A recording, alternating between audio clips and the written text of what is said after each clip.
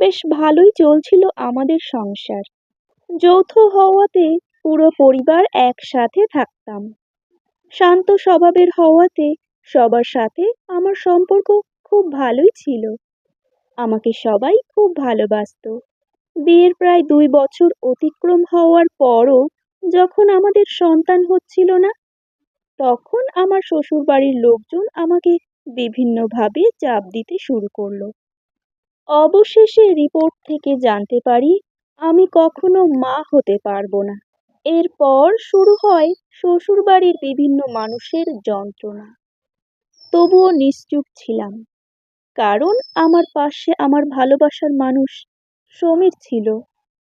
কিন্তু সুখ নামক বস্তু হয়তো সব সময় সয় না। আমার ক্ষেত্রেও তার বিপরীত কিছু হলো না। পরিবারের চাপে সমীরও আমার থেকে দূরত্ব